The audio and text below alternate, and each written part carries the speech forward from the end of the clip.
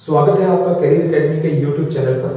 तो आज की क्लास में मैं एसएससी के लिए आपको जीके कराने का प्रयास करूंगा और जीके में मैं साइंस कराऊंगा। आपको पता है कि एसएससी के कोई भी एग्जाम में साइंस का जो सेक्शन है काफी इंपॉर्टेंट होता है, साइंस के क्वेश्चन सबसे ज्यादा आते हैं, तो मैं आपको साइंस के क्वेश्चन कराने का प्रयास करूंगा।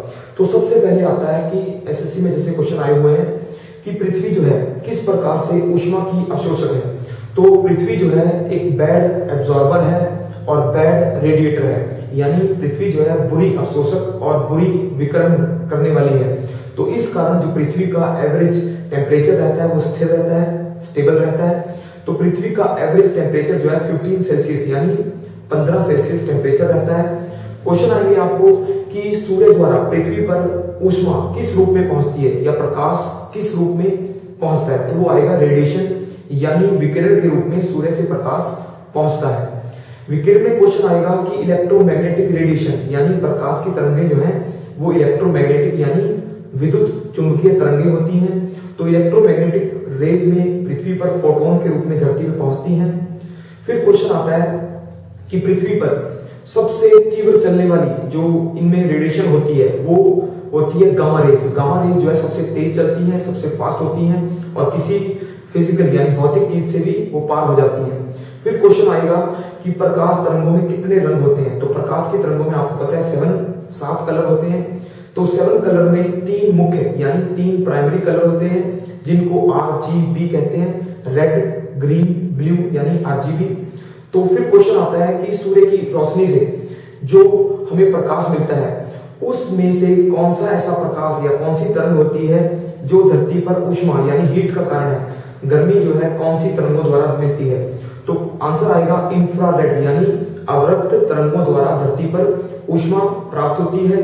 गर्मी का कारण जो है इंफ्रारेड यानी अवरक्त तरंगें होती हैं। टीवी के रिमोट में भी अवरक्त तरंगें यानी इंफ्रारेड होती हैं। तो इंफ्रारेड क्या करती है, धरती पर गर्मी पैदा करती है। क्वेश्चन आता है कि पृथ्वी जो है किस रूप में किस प्रोसेस से गर्म होती है, यानी पृथ्वी की गर्माहट का कारण क्या होगा। तो आंसर आएगा टेरेस्ट्रियल रेडिएशन यानी धरातलीय विकिरण एक ऐसी प्रक्रिया होती है जिसमें सूर्य से रोशनी आती है और धरातल यानी ग्राउंड से टच होती है और उसके बाद जब दोबारा उठती है यानी धरातल उसको छोड़ता है तो उससे धरती गर्म होती है। सबसे पहले धरती का निचला भाग यानी लोअर पार्ट जो है हीट पकड़ता है, हीट नीचे से होती है और धीरे धीरे एटमॉस्फेयर के ऊपर के लेयर जो है धीरे धीरे गर्म होते हैं। क्वेश्चन आएगा आपको कि धरती की गर्माहट यानी वातावरण की गर्माहट का कारण किस प्रक्रिया द्वारा होता है। तो उसका आएगा कन्वेक्शन यानी संवहन। कन्वेक्शन द्वारा धरती की हवा और पानी गर्म होते हैं। तो क्वेश्चन आता है जैसे कि संवहन में सबसे पहले लोअर जो ग्राउंड होता है उस पे हवाएं ऊपर उठती हैं, धीरे धीरे ऊपर उठने पर उनका रूप जो है ऊपर तक जाता है, ठीक है। फिर आता है भौतिक चीजें यानी फिजिकल चीजें, जो सॉलिड चीजें होती हैं वो गर्म होती हैं कंडक्शन से। यानी कंडक्शन ऐसी प्रक्रिया होती है जो भौतिक चीजों को, सॉलिड चीजों को गर्म करती है, जबकि एयर के अंदर आती है कन्वेक्शन यानी संवहन। एयर होती है गर्म संवहन से और ग्राउंड होता है फिजिकल या सॉलिड चीजें होती हैं कंडक्शन से। फिर क्वेश्चन आता है वैक्यूम। वैक्यूम में चलती है रेडिएशन, ठीक है। तो साइंस में ऐसे क्वेश्चन आते हैं, ये फिजिक्स के हैं। तो मैं कुछ और क्वेश्चन बताऊंगा जैसे ठंडों में यानी विंटर सीजन में हम गर्म कपड़े क्यों पहनते हैं। तो हम हॉट क्लॉथ क्यों पहनते हैं, गर्म कपड़े यानी तो ऐसे कपड़े जो हमारी बॉडी की हीट को अंदर ही रोक लेते हैं, जिसके कारण हम वातावरण की ठंड के साथ टच नहीं हो पाते। इस कारण हमें गर्म कपड़े पहनने पड़ते हैं, हमारे शरीर की गर्मी को अंदर ही रोक लेते हैं। फिर क्वेश्चन आता है काले वस्त्र जो है ठंडों में ज्यादा क्यों पहने जाते हैं, यानी ब्लैक क्लॉथ हम विंटर सीजन में क्यों पहनते हैं। काले कपड़े जो हैं आपको पता है हीट को जल्दी अब्सॉर्ब करते हैं, सबसे पहले हीट को वही अब्सॉर्ब करते हैं। तो इस कारण हमें काले कपड़े पहनने चाहिए ताकि सर्दियों में अधिक से अधिक सन की हीट ऊष्मा को ग्रहण करते हैं। गर्मियों में हमें व्हाइट क्लॉथ यानी श्वेत वस्त्र पहनने चाहिए क्योंकि व्हाइट क्लॉथ जो होते हैं वो सूर्य की ऊष्मा को रेडिएट कर देते हैं, उसको फेंक देते हैं, वापस फेंक देते हैं, जिस कारण गर्मियों में हम ज्यादा गर्मी हमारे शरीर को महसूस नहीं होती। क्वेश्चन आएगा कि काला रंग या कोई भी ब्लैक ऑब्जेक्ट जो है, ब्लैक ऑब्जेक्ट ब्लैक क्यों दिखता है। तो उसका कारण होता है कि ब्लैक चीजें जो हैं सूर्य के 7 कलर यानी 7 रंगों को एब्सॉर्ब कर लेती हैं, इस कारण वो काली दिखती हैं। कोई ऑब्जेक्ट व्हाइट क्यों दिखता है, व्हाइट यानी श्वेत। तो व्हाइट दिखने का कारण होता है कि वो सूर्य की रोशनी को रेडिएट कर देता है, उसको वापस फेंक देता है, वातावरण में छोड़ देता है। इस कारण कोई भी चीज जो है व्हाइट दिखती है। अगर कोई चीज ब्लू है, नीली है, हरी है, ग्रीन है, तो उसका कारण होता है कि वो हरे रंग को फेंक रही है, वापस छोड़ रही है, और बाकी रंगों को वो अवशोषित यानी एब्जॉर्ब कर रही है। ठीक है जी। फिर क्वेश्चन आते हैं कि क्लाउडेड डे यानी क्लाउडेड डे या नाइट जो है, मेघाच्छन्न वाले दिन और रात ज्यादा ठंडे क्यों होते हैं? तो उसका कारण होता है कि सूर्य ताप की रोशनी जो है रेडिएट हो जाती है, रात को ठंड एकदम से रेडिएट हो जाती है, टेरेस्ट्रियल रेडिएशन के कारण जो है उनको रात जो है ज्यादा ठंडी हो जाती है। फिर क्वेश्चन आएंगे कि पर्वतों पर जो बर्फ पिघली होती है वो धीरे धीरे क्यों पिघलती है, यानी एकदम से बर्फ क्यों नहीं पिघलती? क्योंकि आपको पता है कि पानी के अंदर और बर्फ के अंदर गुप्त ऊष्मा यानी उसके अंदर लेटेंट हीट होती है, तो गुप्त ऊष्मा के कारण वो धीरे धीरे पिघलती है। फिर क्वेश्चन आया कि इनमें सबसे अच्छा जो कंडक्टर है, निम्न में से कौन सा कंडक्टर सबसे अच्छा होता है? तो अल्कोहल होता है, अल्कोहल आंसर आता है, ईथर आता है या पानी आता है? तो सबसे आएगा पारा। मरकरी जो है इन चारों ऑप्शन के हिसाब से ज्यादा कंडक्टर है, यानी वो ऊष्मा का सुचालक मिलता है। ठीक है। फिर क्वेश्चन आते हैं कि कोई चीजें जो है अभिक्रिया यानी रिएक्शन जो होती है ऊष्मा किस पर यानी अभिक्रिया की ऊष्मा निर्भर करती है? ये आएगा जी आपका उस पद पर यानी जिसका अंतिम उत्पाद प्राप्त किया जाता है। तो अभिक्रिया का मुख्य पार्ट होता है अंतिम उत्पाद। फिर क्वेश्चन आता है सर्दियों में पाइप क्यों फट जाते हैं? विंटर सीजन में पाइप क्यों फट जाते हैं? क्योंकि आपको पता है पानी जब सर्दियों में जमता है यानी बर्फ बनती है, तो उसके कारण जो है पाइप फट जाते हैं, यानी बर्फ जो है जमने के साथ साथ फैलती है, एक्सपेंड होती है, वॉल्यूम बढ़ता है, उसके कारण सर्दियों में पाइप फट जाते हैं।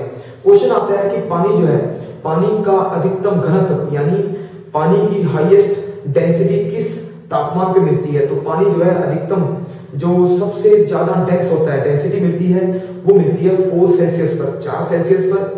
और सबसे कम लोएस्ट डेंसिटी, लोएस्ट घनत्व जो है सबसे कम मिलेगा 0 सेल्सियस पर। आपको पता है कि पानी जो है यूनिक है, जल जो है यूनिक होता है, वो सॉलिड फॉर्म में, लिक्विड फॉर्म में और एयर फॉर्म में मिलता है। तो पानी जो है 0 पर यानी जब पानी जमता है, बर्फ बनती है, तो वो उसका वॉल्यूम सबसे ज्यादा होता है और उसका घनत्व यानी डेंसिटी उसकी सबसे कम होती है 0 सेल्सियस पे। जबकि 4 सेल्सियस पर पानी जो है ज्यादा डेंसिटी ज्यादा होती है 4 सेल्सियस पर, और वॉल्यूम सबसे कम होता है 4 सेल्सियस पर। क्वेश्चन आता है कि पानी का बॉइलिंग पॉइंट होता है 100 यानी 100 सेल्सियस पर पानी जो है उबल जाता है, बॉयल हो जाता है। ठीक है जी। और फ्रीजिंग पॉइंट होता है 0 यानी 0 सेल्सियस पर पानी जो है बर्फ बन जाता है। क्वेश्चन आते हैं कि सर्दियों में और विंटर जो रीजन होते हैं, ऐसे क्षेत्र जहां बर्फ जमती है, उन क्षेत्रों में मछलियां जल के अंदर कैसे सस्टेन करती हैं, कैसे रह पाती हैं? तो उसका कारण होता है कि बर्फ जो है जल के ऊपरी भागों में जमती है, जबकि धरातल के पानी के साथ जुड़ा हुआ जो भाग होता है वहां पर टेम्परेचर जो है 4 सेल्सियस होता है। इस कारण मछलियां जो है निचले भागों में चली जाती हैं और वो सर्दी से बच जाती हैं। ठीक है जी। फिर क्वेश्चन आता है कि पानी का, जल का जो एवरेज जो उसकी डेंसिटी होती है वो कितनी होती है? तो जल की डेंसिटी जो है 1 होती है, जबकि बर्फ की यानी बर्फ की जो डेंसिटी होती है वो 0.9। तो बर्फ जो है कम डेंस होती है, जल जो है ज्यादा डेंस होता है। फिर क्वेश्चन आए हुए हैं कि पानी के अंदर जब बर्फ तैरती है, तो बर्फ का कितना भाग ऊपर रहता है पानी से? तो वो जो है 1% भाग ऊपर रहता है और 9% भाग जो है पानी के अंदर रहता है। क्वेश्चन आते हैं कि बर्फ जो है किस भाग से पिघलती है? तो आपको पता है बर्फ जब अपना भार लगाती है, वेट लगाती है, तो सबसे ग्राउंड यानी निचले भाग में लगाती है, तो बर्फ के पिघलने का कारण जो है उसके निचले भाग का होता है।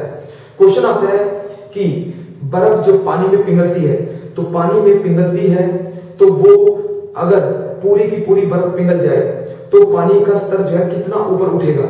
तो आपको देखना है कि पानी का स्तर जो है ज्यों का त्यों रहेगा, यानी पानी के स्तर में कोई परिवर्तन नहीं आएगा, पानी उतना ही रहेगा, क्योंकि बर्फ जब पानी के ऊपर भार डालती है तो वो उतना ही उसको पहले ही एक्सपेंड कर देती है, और जब वो पिघलेगी तो पानी के अंदर वो उसका वॉल्यूम कम हो जाता है और पानी जो है उसी लेवल में रहता है। ठीक है जी। तो नॉर्मली ऐसे क्वेश्चन आते हैं कि जो हमारा पानी होता है वो यूनिक है, तो पानी की जो बॉइलिंग पॉइंट है, फ्रीजिंग पॉइंट है, इसके नॉर्मली क्वेश्चन आते हैं।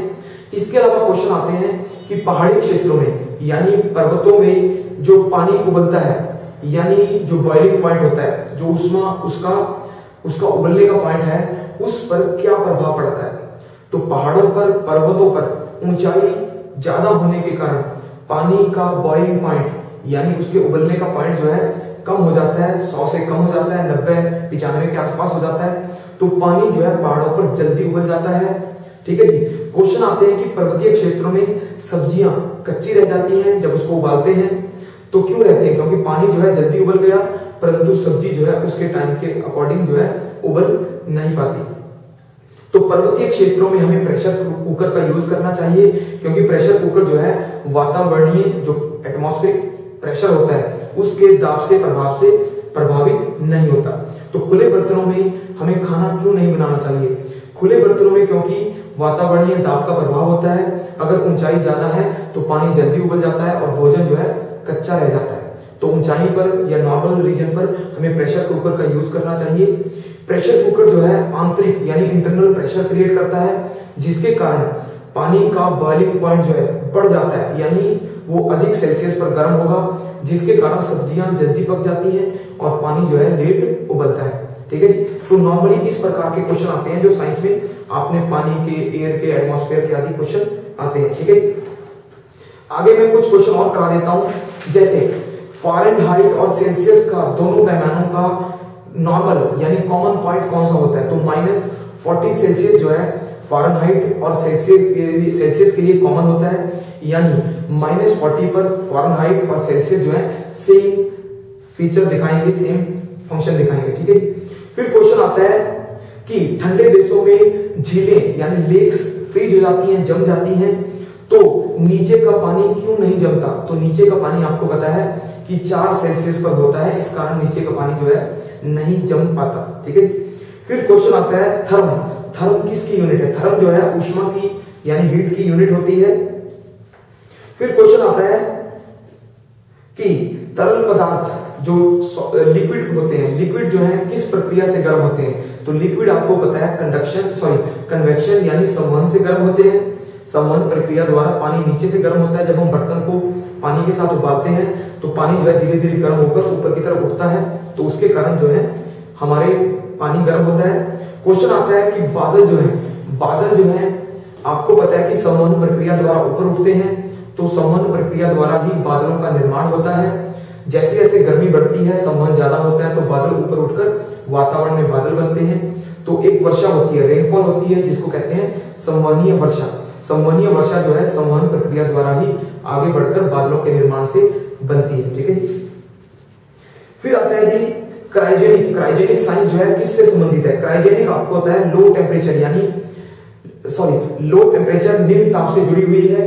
तो निम्न ताप से जुड़ने के कारण क्रायोजेनिक इंजनों का यूज जो है स्पेस टेक्नोलॉजी में ही होता है, यानी रॉकेट जो है क्रायोजेनिक इंजन से बनते हैं, और रॉकेट जो है दूर तक यानी 36,000 किलोमीटर की दूरी तक क्रायोजेनिक इंजन जो है सैटेलाइट को पहुंचा देते हैं। ठीक है जी। फिर आता है ध्वनि का वेग सबसे अधिक कहां होता है? तो यानी साउंड का वेग जो है आपको पता है सॉलिड में ज्यादा होता है, लिक्विड में उससे कम होता है, और एयर में उससे कम होता है, और वैक्यूम में साउंड जो है ट्रेवल नहीं करता। तो सॉलिड जो है वो ज्यादा साउंड को तेज गति से ट्रेवल कराते हैं, जैसे आयरन है, स्टील है, एल्यूमिनियम है, इनमें साउंड जो है तेज गति से ट्रेवल करता है। लिक्विड में कम करता है। लिक्विड में अगर क्वेश्चन आता है पानी, साफ पानी है, एक खराब पानी है, तो खराब पानी में साउंड जो है तीव्र गति से फ्लोट या तीव्र गति से तेज चलेगा। ठीक है। फिर क्वेश्चन आता है कि संवहन जो है किन में होता है? यानी कन्वेक्शन जो है सॉलिड और लिक्विड पदार्थों में होता है। कंडक्शन होता है सॉलिड में, और कन्वेक्शन होता है सॉलिड और लिक्विड। ठीक है। तो आज की क्लास में मैंने जल्दी में कुछ साइंस के क्वेश्चन, साइंस के टॉपिक कवर किए हैं। मुझे उम्मीद है कि आपको ये पसंद आए होंगे। अगर आपको ये पसंद आए, लाइक करें और सब्सक्राइब करें। धन्यवाद।